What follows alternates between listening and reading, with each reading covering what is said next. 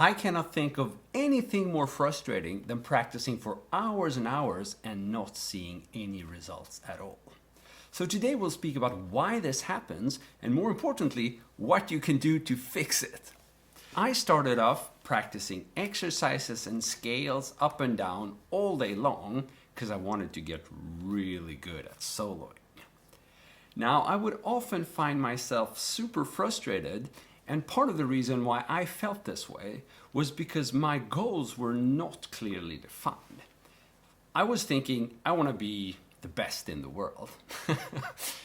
And that's not a very well-defined goal, so therefore my strategy of getting there wasn't very well-defined.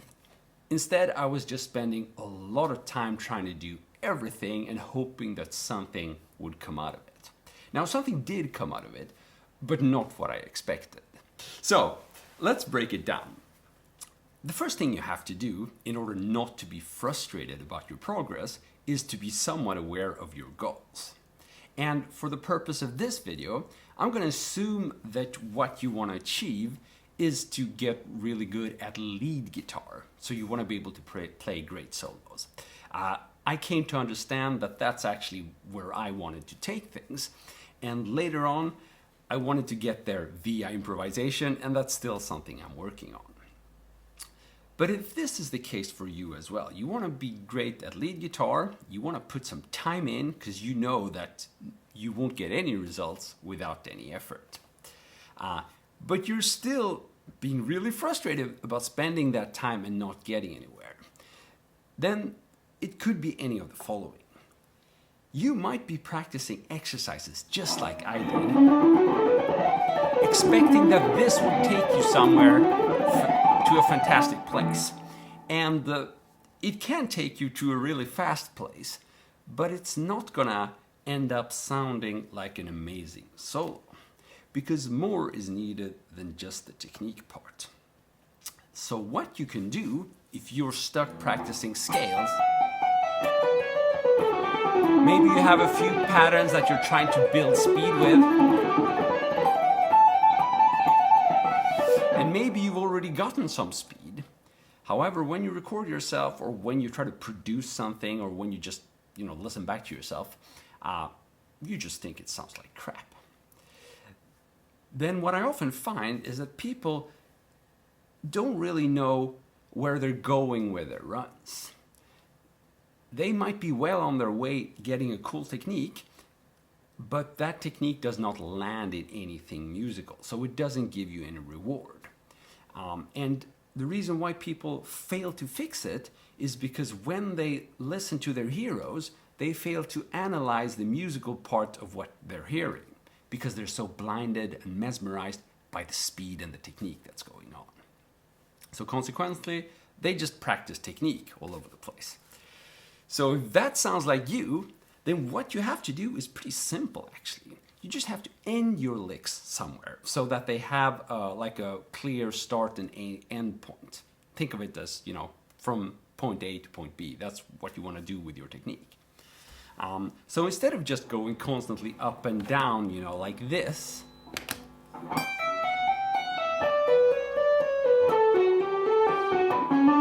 doesn't matter if you're still at a medium tempo or if you can still play it fast.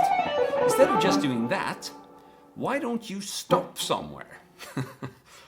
Don't just stop when your mom knocks at the door and wants to get in the room. Stop before that. You could stop.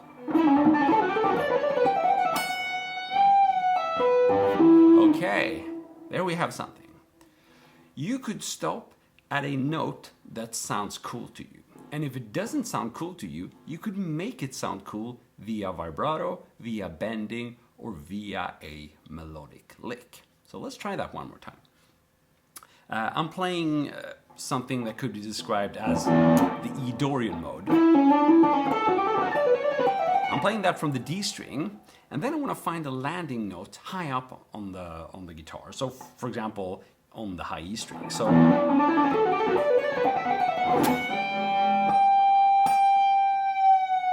So I try to keep it simple there, not doing any fancy lick at the end, just one bent note. And to my ears, this is already sounding a whole lot more more musical than the... Now, granted, you're still practicing technique, you're still improving your chops, but you're giving them a musical value and a musical sense.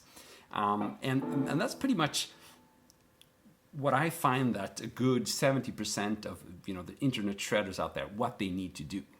So this could be a game changer for you if you kind of recognize yourself in my description of someone who just practices scales up and down. Now, another option, which I've also suffered from a lot, or a disease, a musical disease I've suffered of is to not have any kind of rhythmical directions in your lick. So I always had a easier for melody than I had for rhythm. So I was early on able to find some cool melodies, and I think that goes down to me playing some blues licks early on. That's a different topic though. But anyhow, I never struggled with that. However, I've always, up to this day, struggled with rhythm and just thinking in terms of rhythm, not thinking in terms of finger placement, scales, and arpeggio, but thinking in terms of different rhythms and also fitting my playing into different types of rhythm. So what I found is a recurring issue where what I'm playing has a nice melody, it has a nice tonal qualities to it, but it doesn't cut it rhythmically and therefore sounds really bad. And that kind of lands me in the same place we've been speaking about. Frustration about, my playing not sounding good in spite of all this time invested into it. Fortunately, there is an easy cure here as well. At least a fairly simple cure in terms of what you could change in your practicing. And that is to have a better rhythmic connection when you're practicing your technique. And I don't mean to simply, count those triplets out loud. 1, 2, 3, 1, 2, 3, 1. That's not what I'm referring to. But rather, weaving in some plain rhythm work into your practice. So instead of just doing that kind of thing, you could first do... Okay, that's some pure rhythm work, right? Is it possible to combine that with lead? Well, let's try it.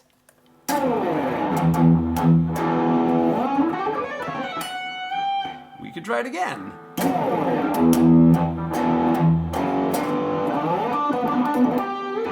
Interesting. Let's keep it a bit more simple. Let's just do 1 E5. And then let's play...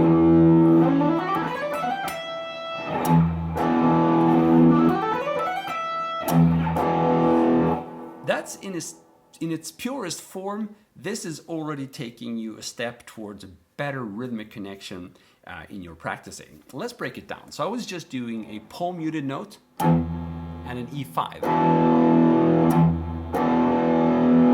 So that would be your rhythmic connection. And then I did my Dorian kind of legato something run. And I landed on that E note.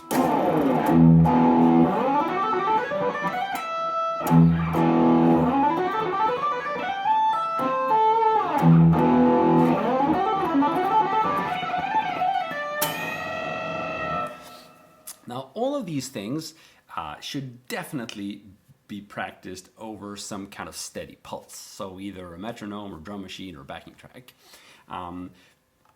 If you haven't done that, then you're likely suffering from much bigger issues than the one we're speaking about here. So practicing with a metronome is sort of like a basic foundation in practicing, and it's a topic for another video, and I speak about it in many of my other videos and courses. But the issues we're speaking about here are things that people can suffer from year after year without realizing that they're not necessarily doing anything wrong. They might be practicing the correct exercises with the correct technique in a correct setting over a metronome, but they're still not able to make their playing sound like music. And that is why I think this video might be needed for some people, because otherwise you could go on forever without fixing this. So most likely, if you want your lead playing to start sounding like what your heroes are doing, you're probably not in need of more technique exercises, but rather you need to infuse melody, music, rhythm, riffs, cool endings, landing notes into your practicing. And if you start doing that, usually results come pretty fast. You will not be the best guitarist in the world quickly, but you will notice that all of a sudden, when you just pick up the guitar and you try to play something, all of a sudden that fast run gets a cool ending. It's like, whoa, I always do this until my mom comes in, but now I'm doing... It's like, whoa, there's a huge difference there, right? And step by step, by starting to include more musical aspects into your practicing, you will take some great steps forward to actually adopting your overall playing style to a more like a musical setting. You can start doing whatever you do with the exercises or over the metronome. You can start doing that over real life music. And that's kind of the end goal here. You don't just want your playing to be something that's disconnected from the end goal, playing music. I cannot think of any guitarist that I've admired through the years who doesn't have a very strong musical connection with their, may it be shredding or whatever, but still there's always a strong musical foundation. So, I hope all of this makes sense. We covered a lot of good stuff here and it went by pretty quickly. So what I think I'm gonna do, I'm gonna post some kind of summary, maybe with some exercises or some scalar suggestions below the video. So if you wanna, work on this concept a bit more methodically, you can do that.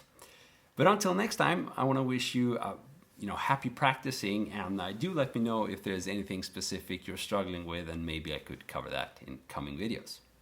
Have a good one. See ya. Cheers.